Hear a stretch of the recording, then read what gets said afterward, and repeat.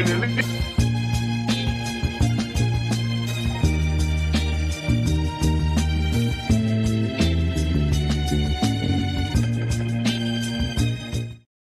Oh, in the league since you been in the league? Oh, Yeah. you know I got it. No. Been in the league. Mike, come on, man. You can't Be for real, you haven't got me yet. Huh? Mike, Don't even try it. You want me to go call Scotty? You have to call Scotty. Boy. What you gonna call Scotty for? I haven't got you recently. Yeah, I agree with that. No, you haven't got me in 6 years. One, two, just go and say it. You can take the camera off because he doesn't want it to be in the camera. I want you to listen to this and go back in the archives and get it. And show it up. No. Never. He said, I'll get you one day. No. He never dunked on you. He never put you on the highlight. No. He said, I would love to give you my poster, but it's not happening. It's not going to happen. You know he's lying. It's never going to happen. Come on, man. All right, we're going to cancel your green. Boy, who gets Scotty, man? That's a fifth floor problem. Not in my house.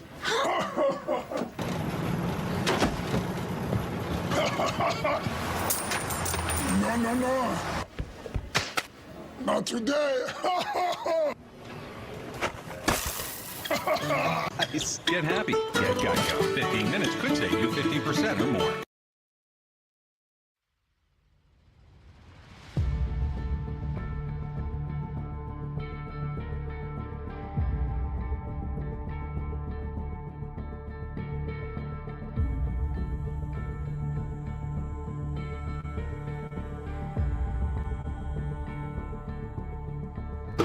Dikembe flies. Mutombo with the follow. John Kemp trying to do it one-on-one block. Dikembe reloads it. He knew Dikembe was there, and he wasn't even close on that shot. Blocked away by Mutombo. Dikembe said, no, not in my home.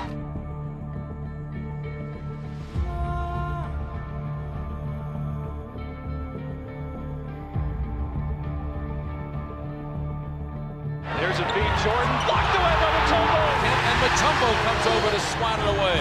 Kendall Gill, Mutombo again takes care of that. This is my favorite trophy. I'm hoping to win a couple more of these before I retire.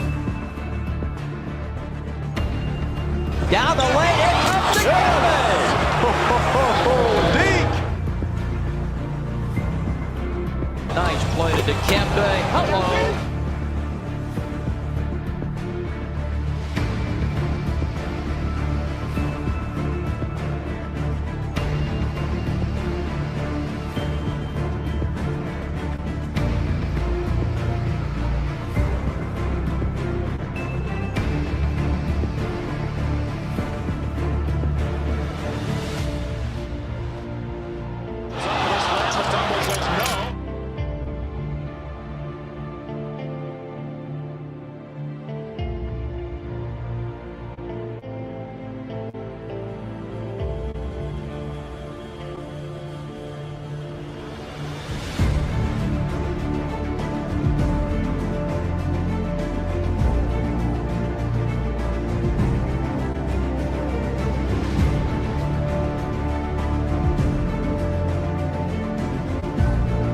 Cutting his volley, and Dikembe erases it.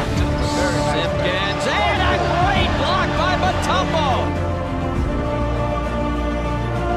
Boogie comes to help. Dikembe rejects it.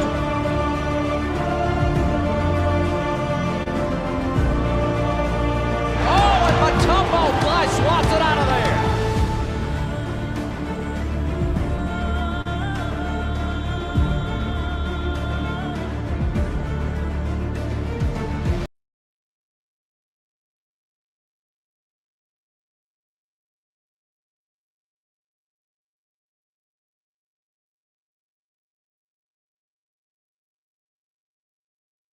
Wow, what a highlight reel. Dikembe Mutombo, the great.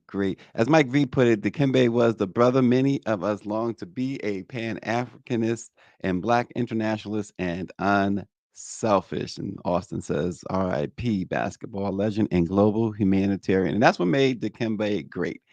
I think about Dikembe in the realm of Georgetown and all of those big guys that John Thompson was able to turn out. Patrick Ewing, Alonzo Mourning, Dikembe all went through the nation's capital with John Thompson. But Dikembe is will be remembered as Mike V put it, and as Austin put it, a humanitarian, an internationalist, somebody who truly got it as a superstar athlete. He really, really got it. Um, Knowing that it's just not about what's on the court, it's about off the court as well. So Dikembe Mutombo, the late great Dikembe, died at the age of 58. We'll have a little bit more on Dikembe later. Another sports legend, also Pete Rose, died yesterday at the age of 83. And there are some questions surrounding, and we'll get into that too. The death of Pete Rose at 83 years old. Right now, law enforcement says no foul play, but folks are really curious about what happened to Pete Rose when on Sunday he was with his former teammates doing some signings and some picture taking and other activities in Las Vegas. So a little bit of a controversy about the all-time hits leader, Pete Rose. We got a couple of other things to talk about. Of course, the vice president's debate is tonight, and we will talk about how, once again, journalistic uh, instincts, journalism itself will not be present. CBS has already come forward and said we're going to be just like CNN in that first debate. We're just not going to do our jobs. Uh, and how about the shutdown at midnight? The strike happened at midnight. The ports have closed. Trucking companies will be affected. 14 ports, we're the largest longshoremen's union in North America, is located, went on strike as of midnight. A new contract was not reached. We'll have more on that and how it's affecting and will affect everybody in the United States and abroad as well. And the turmoil in South suburban Dolton, Illinois, and the long running feud between Mayor Tiffany Henyard and the village trustees has taken a personal turn. We're going to talk about that this morning, too. Remember, we talked about Tiffany Henyard before, and we got an update that is just amazing. Uh, and as we said, a couple of sports legends have died. First, and good morning to TD Sanders. Terry's watching from the great state of Nebraska down in Omaha. Memphis Jokes is on. Again, catch Memphis Jokes, the Memphis Jokes show on Wednesday evenings on YouTube and Facebook. He's got exciting stuff every week. Check him out. I do. Y'all should check him out. But first, the YSL. First, before we even get to the RICO trial, I gotta say something. Gotta say something. So we talk about journalism, and folks, journalists are supposed to have integrity. Journalists are supposed to report both sides of the issue, not supposed to overtly take sides, and particularly, and I know times have changed drastically, and everything that's at stake come November. But particularly when it comes to politicians, we are supposed to just report. There's a side of the business that doesn't report and that handles the business, and then there's the side of those who write and report and broadcast and report. When a principal subject is doing what they're supposed to be doing or doing what is in the best interest of the public, you report on it. When they're not, you report on it. This is not a favoritism game.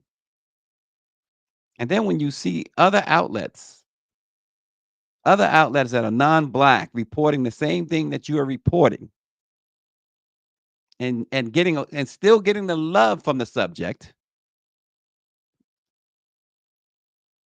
still getting the love financially and otherwise, and you as a black outlet reports the same thing, the same facts, and get pushback from the subject, or those who represent the subject, it shows you that um, folks are looking for certain privileges for nothing compared to what they're doing for folks that don't look like them.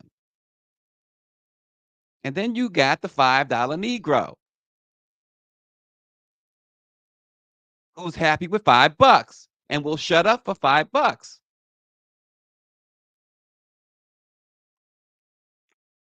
We can't do that. We're the black press. We got to tell it like it is. We have to tell it like it is. People come on here all the time. Why are you capping for Kamala Harris? Why are you capping for Joe Biden? We don't do that. But what we do is we understand the good that they've done. We've talked about it a lot, the good that they've done, particularly for Black America. We have done that on a consistent basis.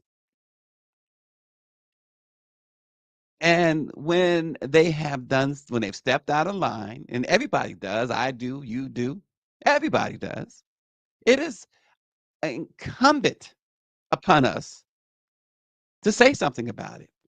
It is our journalistic integrity to say something about it. You cannot buy, let it be known's journalistic integrity. You may be able to buy someone else's. You're not buying ours, especially for $5. It's just utter nonsense. The black press has been around for almost 200 years. That's a victory in itself that you have these group of black-owned newspapers and media companies who have represented the black community in ways that nobody else has ever even come close to for almost 200 years.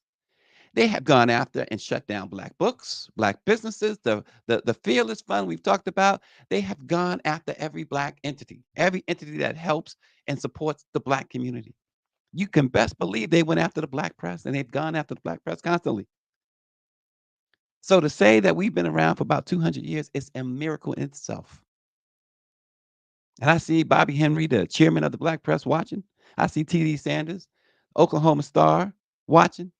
They know what I'm talking about. They know that the challenge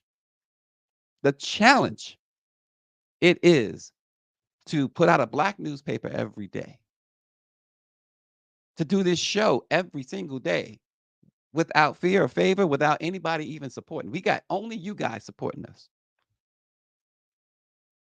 It's a challenge. And when people are not contributing and tearing us down, complaining, I don't see you complaining to CNN, but you still spending tens of millions of dollars with CNN. I don't see you complaining to MSNBC. I saw MSNBC. In fact, our girl Simone Sanders, who works for the administration,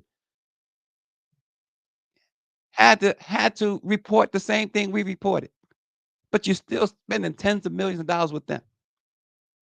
The Washington Post, Fox News, who hates you. You're spending money with them. We hold you to account and you get upset. And to go to someone else instead of the source to complain about that is weak. It's extremely weak. Black on black crime is not just violent. It's stuff like this. We have a responsibility. When Power 96 turns on his YouTube, when Southbound turns on his, when David turns on his in the morning, they expect us to speak truth to power. Anything less, they going somewhere else. They're going somewhere else. When Aunt Pam was watching, when and Dr. Nicole, they expect us to be truthful. They don't expect us to be like these other folks. It is absolutely ridiculous that we have to hear what we hear when somebody doesn't even support. You don't even support. You call that support what you've done? We got 200 black-owned businesses, small businesses, mostly women-owned, black women. They have put their heart, their sweat, their tears in it. Their parents have. Many of them have been. It's been passed down from their parents and their grandparents. 200 years old, folks. Heck, the NMPA is 90 some odd years old. You got to be kidding me. Stop playing in our faces. I mean, some of us is just not going to tolerate it. And then people are going to get mad. Even people that's supposed to be your allies are going to get mad. But I'm telling you right now, I have never and won't be at a place where you're going to tell me exactly what I'm not supposed to do when it comes to holding people accountable when they are blatantly out of pocket.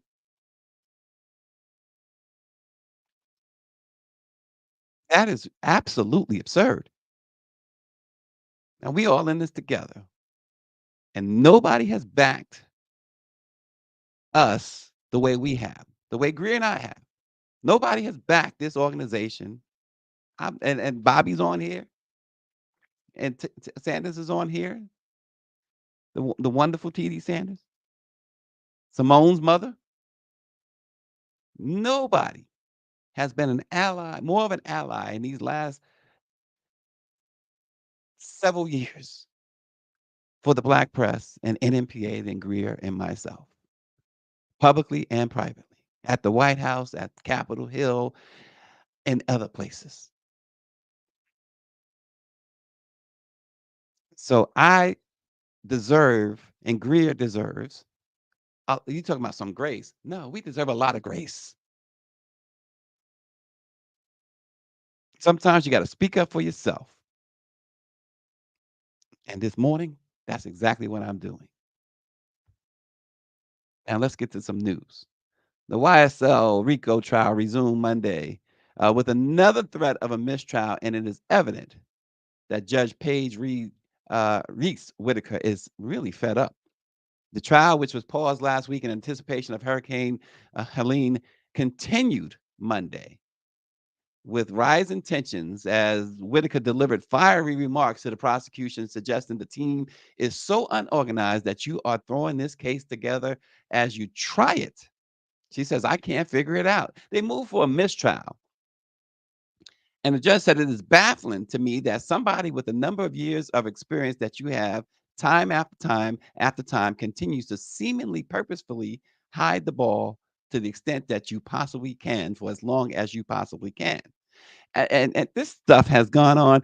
Listen, I'm no fan. I'm not an anti Young Thug, and I'm not a fan of Young Thug. I don't even know Young Thug's music. But I will say this. I'm a fan of a fair trial, and he has not gotten that at all. He has not gotten that at all. And it's time for that judge to say enough is enough and put an end to that situation. Let the man go home.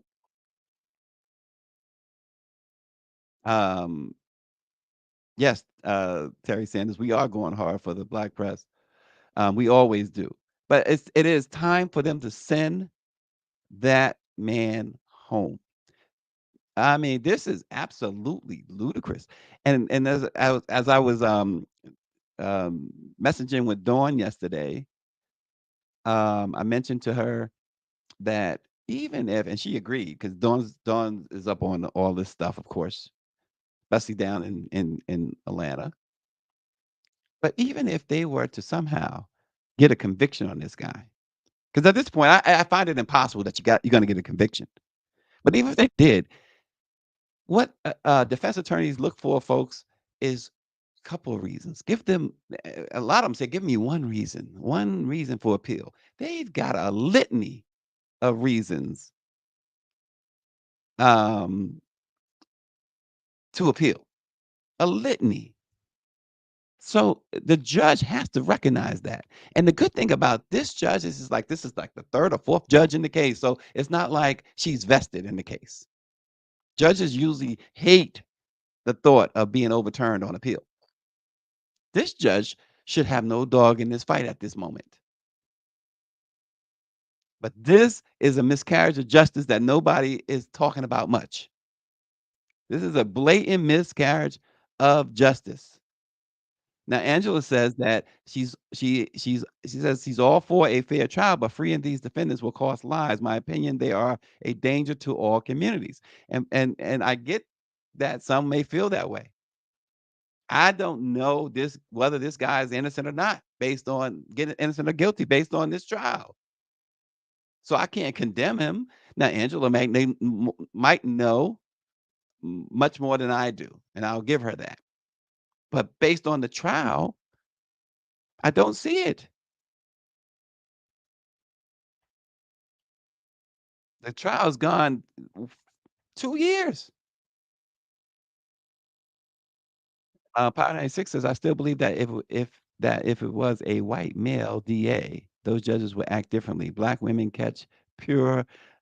He said they catch pure H. He said HRLL. I'm sure you meant HELL when they are in a leadership position. They've accomplished nothing, Greer says, and she's right. They have accomplished nothing except chaos. And chaos usually works in the favor of the defendant. And the defense was not the ones who created the chaos. And the scary thing about this is that this is under the office of District Attorney Fani Willis, who is prosecuting Donald Trump on RICO charges. You got to tighten the ship. This is alarming, to say the least. Also this morning, another speaking of Trump, another of his blatant lies. He claimed that President Biden had not tried to reach out or had failed to reach Republican Governor Brian Kemp down in Georgia since the storm. So we got audio because this is absolutely ridiculous. The governor needs to, he's been trying to get them, and I'm sure they're going to come through. But he's been calling the president, hasn't been able to get him. But I just spoke. The president just called me yesterday afternoon. I missed him and called him right back. And he just said, hey, what do you need? And I told him, we got what we need. We'll work through the federal process. He offered that if there's other things we need, just to call him directly, which I appreciate that. But ideally with the guy. Unbelievable. Unbelievable. He's been calling the president, he says, of Brian Kemp and not been able to reach him. And Brian Kemp holds his own press conference and says, no, I missed the president's call and I called him back. And he's offered it whatever we need. Whatever you need. And that's the more than, just about more than anything else. Folks, this is who you supporting? This is who you supporting. Misinformation. He says Trump tells more lies than Kellogg's has cornflakes. But this is who you support. Now, again, folks need to look in the mirror. And it goes to the other side too. Y'all need to relax. When we got a report on something that your side is not necessarily doing correctly or doing to the satisfaction of the people, you got to relax. You got enough ammunition on the other side. Austin says Trump will deny that he woke up this morning if it benefited him with his simple base, and they believe him. Yeah, how about that? I didn't wake up this morning, yet he's talking to you. That's Trump.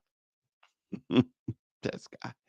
With all the hate, to go along with all the hate, misinformation, disinformation he spreads, and just the sheer nastiness, the guy simply lies and thinks that can be verified. Why do you? He's talking about diabolical. things that easily verified. It can be easily verified that the federal government provided aid to Georgia during the storm. It can be easily verified that Joe Biden called Brian Kemp. And yet this man stands there, I'm sure made it up in his head that this didn't happen. It's just unreal. And yeah, how about this note from Greer? I saw this too. The former Black Voices for Trump director Harrison Floyd has accused Marjorie Taylor Greene of calling him the N-word. What do you expect, Black Voices for Trump director Harrison Floyd? Harrison Floyd is also one of those co-conspirators, right? He was charged in that indictment by Fonnie Willis. But oh, it's like the other guy that remember the guy with the red MAGA hat, as dark as he was or is, dancing the jig and around the MAGA folks, and then he got upset because they called him the N-word. It's like going to a Klan rally, not expect a black man walking in the middle of a Klan rally, burning the cross, and not expected to be placed on that cross. Give me a break. I mean, what do you think? You Dave Chappelle in the skit? It's crazy.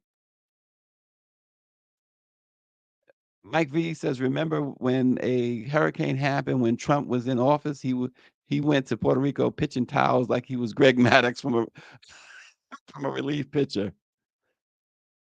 Right. Sounds like trouble on the plantation. He says, stay your butt over there. See, it's just ridiculous. And yeah, Dr. Nicole is right. Unless Floyd has a video or witnesses, it's going to be he said, she said. They won't believe him. Here's the thing, and that's true. But even if she blatantly, at this point, if she blatantly admitted it, it's nothing going to happen. MAGA Mike, the speaker, and the rest of the MAGA folks in the House, they won't even go as far as censoring her. They will give you all sources. Oh, he deserved it. Somehow he deserved it. Somehow he deserved it. And you know what? Dare I say, as the head of Black Voices for Trump, it's easy to identify that somehow he deserved it. Maybe not from her, but certainly, as much as they loosely use that word, if you're going to use it, that might be one of the people you want to use it on. And I'm not an advocate of using that word. In fact, Greer and I have this pact. She imposed it. I don't even say it, but she imposed it. She just will say either N-word or ninja.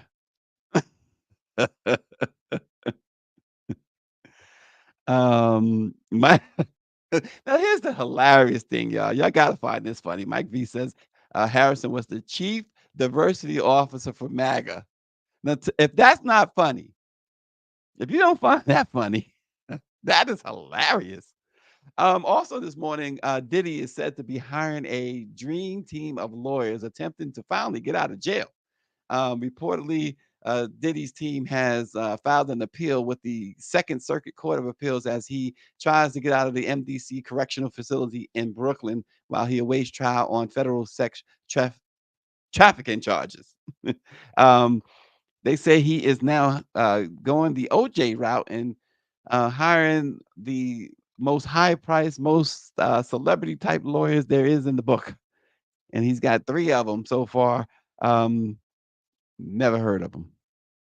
Shapiro, but not that Shapiro, not OJ Shapiro, but another Shapiro and a couple of others. Apparently they're supposed to be really good. But Diddy wants to go home. He says enough is enough. He's facing life in prison, by the way. And apparently the grand jury, last we've heard, has reconvened. Wait a minute now. Greer, you see your girl Terry? You better get her. She says baby oil can't get him out of this. But apparently the federal grand jury has reconvened and are considering additional charges against Diddy. So it's like the prosecutors are saying Diddy's playing his chess moves by going after these high priced attorneys, and they're saying checkmate. What is Bobby Henry saying? Bobby says Maurice Simonet, aka Michael the Black Man, founder of Blacks for Trump, was a former member of the Nation of Yahweh, a violent religious cult based in Miami. The Intercept has reported that. It's always something with these folks. It's a major grift. Mm. It's a major grift. So the debate is happening tonight at 9 p.m. on CBS. And it's the vice presidential debate, and it's just 35 days from the election, and it is likely the last of any more debates because Trump has decided that Kamala Harris took him to task, ate him for lunch, dinner, and everything else. He had no chance against her, so he won't debate the vice president again. And she exposed all of his flaws and the fact that he just is brain dead, and so he won't uh debate her again. But this one on CBS is absolutely ridiculous. CBS has already come out with a statement saying that they will not be doing any fact checking. So in other words, JD Vance can talk about Haitians, lyingly talk about Haitians eating the dogs and the cats without anybody being able to correct him. That he can push other conspiracy theories and, most importantly, push all of the hate that he has to offer with Project 2025. And CBS journalists will have their mouths muzzled, much like CNN back in June, who did the most despicable job in the history of debates. And now CBS is threatening to place themselves in that realm as well. And we're, again, y'all want to talk about, and again, giving all this money and all this attention to so-called mainstream media. You got to be kidding me. When the only media that you can absolutely count on is the black press. And, come on. They won't even put the candidates, this whole big thing about NABJ, and the only journalist from a black-owned entity that got to sit down with the vice president of the three was from the Griot. That was it. Jaron was the only one. And by far was the most intelligent one on that platform. And the Trump sit down with NABJ, all three of them, none of them was from a black-owned entity. Neither candidate has the guts to sit down with the black press. They don't show any respect, any value, until and unless they need something that the white folks won't do. That's just facts. So both Trump and Kamala Harris have been invited to let it be known. Yes, Terry says, let us, the black press, have a shot at moderating the debate. We got receipts to bring to the counter, she says. Absolutely. People say, well, why would you want to talk to Trump? Why not? Why not? He don't want to talk to us. That's the better question. Why would if he were to agree that his people's question, why would you want to do that? Because what my what homegirl from ABC during that NABJ thing did was pales in comparison to what we would have in store for the Orange Man. And it's not that we would certainly wouldn't throw any softballs toward the vice president either. And if she, I'm sure she wouldn't want that. I'm sure she wouldn't want that. I'm sure she would want a straight up uh journalistically tough interview. Who wouldn't? Who wouldn't? But all of this crazy talk. Come sit down with us. And I'm talking sit down, no prearranged, no pre-given questions. Sit down and take the questions. And let's do this. Let's talk to Black America. You want Black America to support you. And it just goes along with this whole mantra, like a lot the Black folks who say they can't support her, and some of them say that because she's a Democrat, because Democrats have disappointed Black folks all along. It goes along with you're only feeding that garbage. I call it garbage, but you're only feeding that. So the debate is tonight. Listen, and I've been doing this 30 years. We fool around or whatever. I know what I'm doing. Make no mistake, this is not some novice coming at you. I've done it for the big boys, LA Times, MSNBC. I've done it. I've been on all of the shows. I've been on Good Morning America, Today Show, Anderson Cooper. I've been on Howard Stern. I've done it all. It's about receipts. Let me give you some receipts. Trucking companies and freight rail operators are scrambling to move billions in trade that has been arriving at the 14 ports where the largest longshoremen's union in North America is planning to strike after midnight. And in fact, which they did strike after midnight this morning. For the week ending last Friday, nearly $14 billion in trade arrived at these ports, including New York, New Jersey, Baltimore, Norfolk, Savannah, Miami, New Orleans, and Houston, with $2.7 billion in trade arriving on Friday alone. The International Longshoremen's Association said in a statement that its wage demands were still not being met, and they blamed ports management for that strike that began at exactly 12:01 this morning. Time isn't on the side of importers, they said.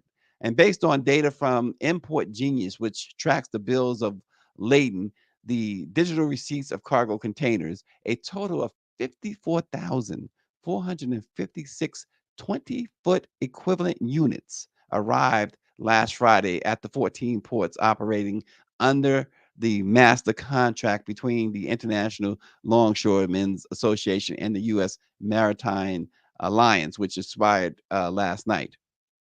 And what's the approximate value? $2.7 billion. So this really means, let's just break it down what it means. It means that the trucks that you see on the road, they're going to be empty. As somebody said to me yesterday, if you haven't stocked up on like toilet paper and other household goods, you may be in for some trouble. See, Aunt Pam says it's crazy down there in Virginia. The stores are getting empty. Exactly. And remember the pandemic when everything was off the shelves, particularly napkins, paper towels, toilet paper, and things of that nature. They were gone. And Terry says we will be the ones who pay for the strike, not receiving goods and increased prices. And that is the thing. So they've finally been able to, the Biden-Harris administration, get inflation under control. And prices have started to go down. There were places I was seeing gas for like $2.20 a gallon. And now this is going to be reversed. It's going to be reversed. And I know that the administration is working behind the scenes and working hard to try and get this resolved. Trying to put their 2 cents into this. And just think about this, New York and New Jersey. For that port alone, the economic impact is estimated to be as high as $641 million per day. And in Virginia, Pam, the economic impact is $600 million per day. And so overall, what this does is translates to 74,000 shipping containers each day and a value daily freight of as much as almost $4 billion. Dr. Nicole says warehouse workers are out of work. People are going to be out of work. A recession can result from this. And then you have, as Terry says, you put this together with all of the weather-related tragedies, you have a catastrophe. You have a catastrophe. Somebody called somebody's bluff and lost. So now they need to come back to the table, pick up the pieces, and get a deal done immediately. And I'm sure President Biden, Vice President Harris, I'm sure they are pushing hard for that. But this is a debilitating strike. This is probably, and they were able to avoid a government shutdown again, but this is probably worse than a government shutdown. We're talking some serious job losses, or at least job layoffs, even though it could be temporary. It's still people going to lose income. Like we said, stores are going to be empty. Prices are going to be high. So, folks, if you haven't, not that we want you to have a run on these stores and stuff like that, but if you haven't prepared, this morning might be a good time. It might be the last time you can. Turn our attention to a story we had brought you earlier this year, and it keeps on getting more and more bizarre. The turmoil in South suburban Dolton, Illinois, and the long-running feud between Mayor Tiffany Henyard and village trustees has taken a personal turn with the court filing that says she's the subject of an eviction notice. The local television station WGN investigated this and reviewed a copy of an eviction notice in Cook County against Henyard and her boyfriend, Kamal Woods, who also works for Thornton Township. The notice states that Henyard is not significantly far behind in rent, and therefore it's unclear why the landlord immediately opted to pursue an eviction. The notice says Henyard and Woods were notified on September 18th that their rent was past due and given 5 days to vacate their home in Dolton. The notice and subsequent court filings say that they owe at least $3,350 in back rent. And these type of cases, it can take time to actually evict someone. So 5 days to vacate doesn't always mean 5 days. Henyard's attorney, Bo Brindley, said that as he understands it, this is a claim brought under false pretenses. He says, I don't believe proof of missed payment can be produced. This is being driven by other motives and is not a complaint brought in good faith. Cook County Judge Thaddeus Wilson's order included an injunction that prohibits Henyard from making appointments without the consent of the village. She's in trouble. She can't even make appointments without consent of the village board of trustees. There's a restraining order that prohibits any of her appointees from taking office. She had appointed a new village manager, a village attorney, and police chief, but none of them can take office because of the court's ruling that's now in place. This is a situation where a whole town is turning on her, and the landlord that she's renting from has really no grounds, but he wants her out. Because all of this follows when former Chicago Mayor Lori Lightfoot came in as a special investigator in Dolton and revealed that the village's general fund had a negative balance of almost $4 million. And that was after a limited examination of the town's finances. The accusations regarding Henyard and her spending include self-promoting taxpayer-funded billboards, ads, and spending on lavish dinners and trips and jewelry and stuff like that. She spent $40,000, allegedly spent $40,000 of the county's money on Amazon.com. And they say the money is unaccounted for. And she's got bigger problems because it's not just, I should say, the former Mayor Lightfoot investigating, but the FBI is also conducting an investigation. So, Tiffany Henyard, boy, oh boy, the chickens are coming home to roost.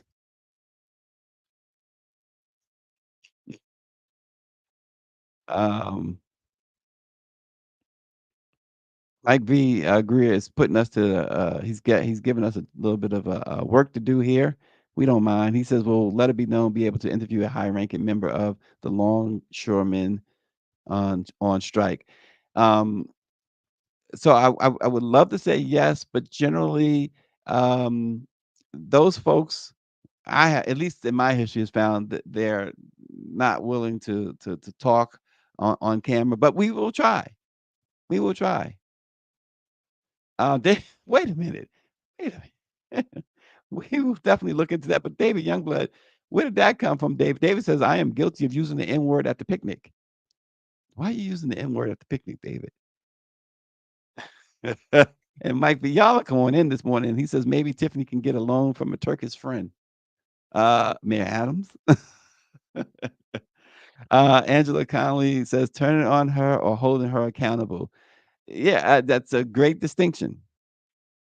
That's a great distinction. And I think based on everything that we've seen, Angela, you're absolutely right. It's holding her accountable. I was really speaking about the landlord. Landlord is like, listen, I don't want this around anymore. And as far as the longshoremen is concerned, Dr. Nicole says the longer this goes on, the strike, the longer it will take to recover. Absolutely. Wow. Yeah. And it's that's a really troublesome situation. And as we said at the top, folks, again, Dikembe Mutombo has passed away. Also, Cincinnati Reds legend Pete Rose was found dead at his home yesterday in Clark County, Nevada. So far, the county medical examiner indicated that there's no signs of foul play. He was 83, and but we are told that he had not been in the care of a doctor at the time of his death. He is right now. The investigators are still going through his home and examining his house to see if they can find any other clues as to the cause of death for Pete Rose. And there had been no indications, at least recently, that he had been seriously ill. He said in 2018, though, when he filed for divorce from his wife, that he was in, quote, poor health and he was disabled. In that case, his lawyer said he struggled to walk and was on blood thinners and had undergone 3 heart procedures in 5 years. But despite those health problems, Pete Rose had maintained a very busy schedule and continued to travel all over the country, often to sports memorabilia shows. And a Facebook post yesterday morning from the Music City Sports Collectibles and Autograph Show in Tennessee featured a photograph of Pete Rose sitting in a wheelchair, surrounded by several of his teammates from his days in Cincinnati with the Reds. Of course, Pete was one of baseball's all-time greats, a winning obsessed spark plug who topped Major League Baseball's all-time hit list with 4,256 hits over a 24-season career. And just to put that into perspective, no other player in baseball history has reached 4,000 hits. He stood out for his all-in effort, sliding head first and running even when a pitcher walked him. And it was a style that earned him the nickname Charlie Hustle. Pete Rose played for 3 World Series championship teams, the stacked Cincinnati Reds Big Red Machine in 1975 and 1976, and then went on as a free agent to the Philadelphia Phillies and won the World Series in 1980. He was voted to the National League's All-Star team amazing 17 times and won both the National League Rookie of the Year award in 1963 and the Most Valuable Player award 10 years later in 1973. But it was his gambling on his own team and his denials that ended his managerial career and kept the sport's most prolific hitter from enjoying its highest honor, the Hall of Fame. If some might recall, that Major League Baseball hired a lawyer to investigate Pete Rose in early 1989 after it received reports that he bet on baseball games. And Major League Baseball's Rule 21 says personnel who bet on games in which they have a duty to perform will be declared permanently ineligible. Rose, it was concluded that he bet on games in 1985 and 1986, including as manager of the Reds. And his most egregious sin was that as manager of the Cincinnati Reds, it was alleged that he bet against the Cincinnati Reds. Meaning what? Meaning that he could throw the game.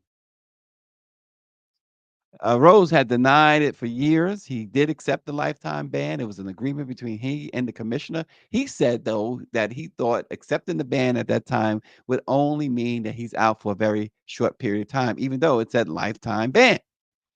It wasn't until 2004 that Pete Rose publicly admitted betting on baseball and betting on the Cincinnati Reds. He said, though, he didn't bet against his team. So he said in his autobiography, My Prison Without Bars, he said he turned to betting as a way to recapture the high that he got from winning batting titles and the World Series. Pete Rose. It's a shame because you still have that debate about the Hall of Fame.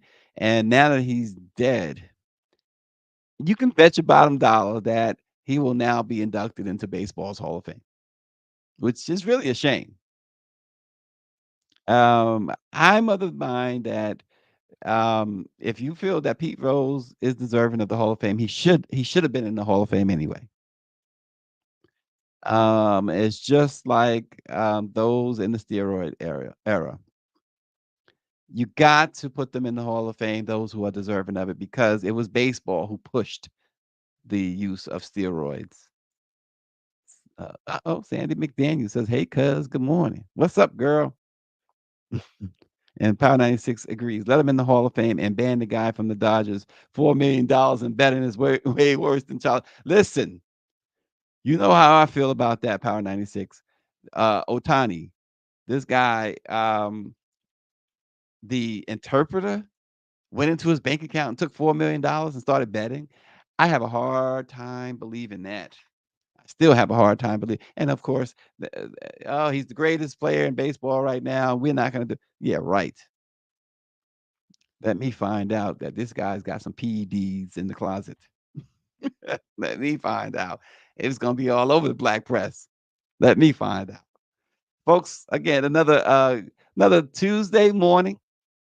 A great morning to start your day with the black presses. Let it be known.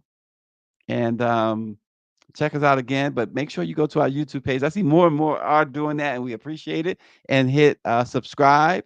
Until tell your friends, your family, your enemies, everybody to subscribe. We'll take you. Subscribe as we end again with the great Dikembe Mutombo. Everybody have a great day.